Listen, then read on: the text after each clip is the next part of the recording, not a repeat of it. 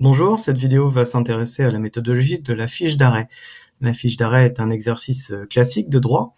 On va le faire en licence 1 de droit par exemple pour préparer à un exercice méthodologique plus avancé appelé le commentaire d'arrêt. En fait, la fiche d'arrêt n'est qu'une introduction au commentaire d'arrêt.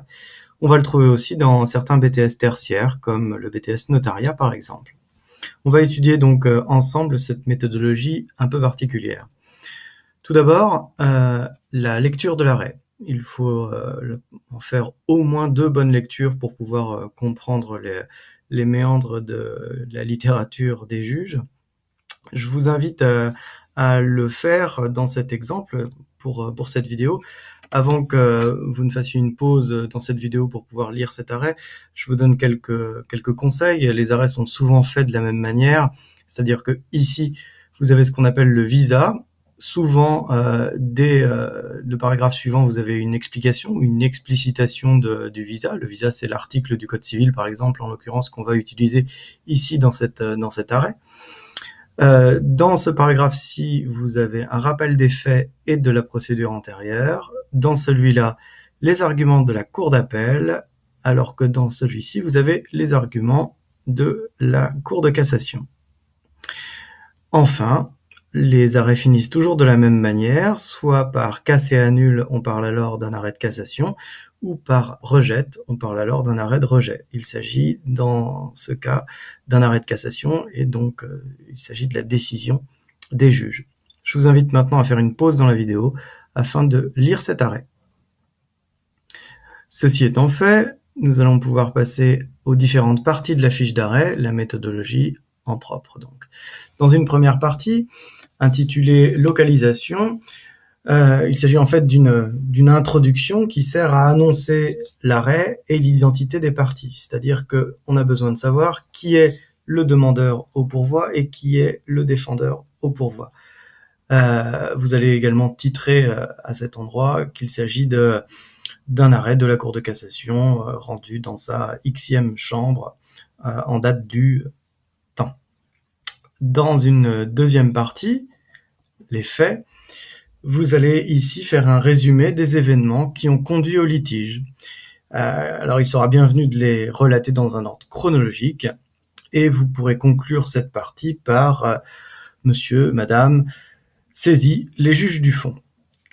La troisième partie, appelée procédure antérieure, va relater les événements devant les différents tribunaux et cours avant la décision de la Cour de cassation.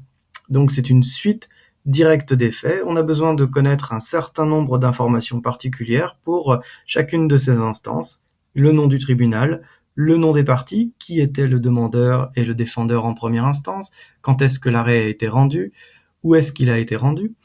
Même chose pour l'appel, qui interjette appel, qui est appelant, qui est intimé. Et comment la Cour d'appel répond, pour savoir ainsi qui va enfin se pourvoir en cassation. Dans un quatrième temps, vous relaterez les arguments des parties, qu'on appelle aussi les thèses en présence, la thèse du demandeur au pourvoi opposée à la thèse de la Cour d'appel. Parfois, vous ne pourrez relater que la thèse du demandeur au pourvoi ou que la thèse de la Cour d'appel. Efforcez-vous, dans la mesure du possible, de distinguer correctement les deux. Dans un cinquième temps, le cœur de la fiche d'arrêt, le problème de droit. C'est l'élément central de l'exercice. Il doit être posé en une phrase interrogative. C'est une question à laquelle les juges du droit, c'est-à-dire les juges de la Cour de cassation, répondent dans l'arrêt.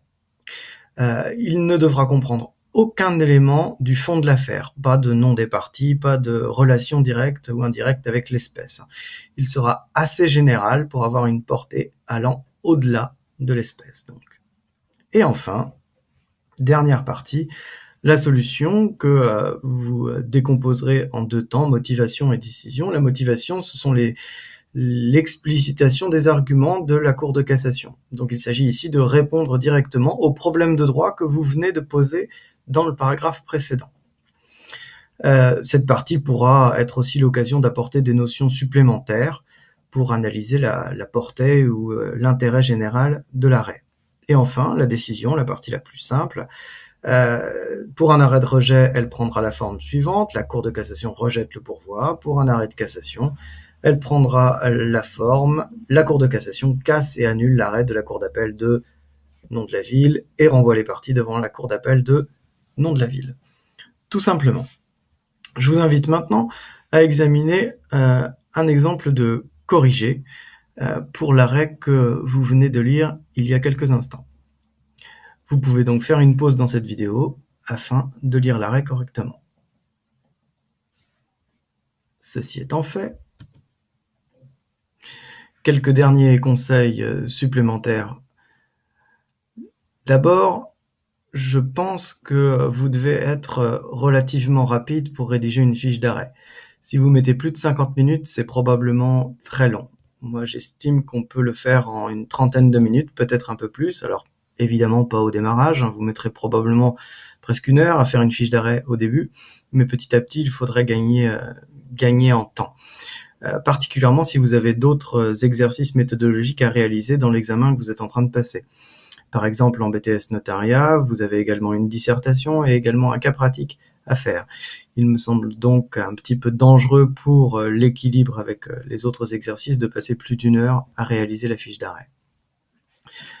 Pour ce faire, je vous invite à ne pas faire de brouillon, à moins peut-être d'avoir besoin de poser sur le papier la formulation du problème de droit, qui est souvent le plus difficile dans la fiche d'arrêt. Enfin, je pense qu'une copie claire, des parties délimitées, parfois même, pourquoi pas, titrées, espacées, sont les bienvenues. Aucune faute de français ne doit apparaître et vous devez employer un vocabulaire soutenu et évidemment juridique. Voilà, je vous remercie de votre attention. Au revoir.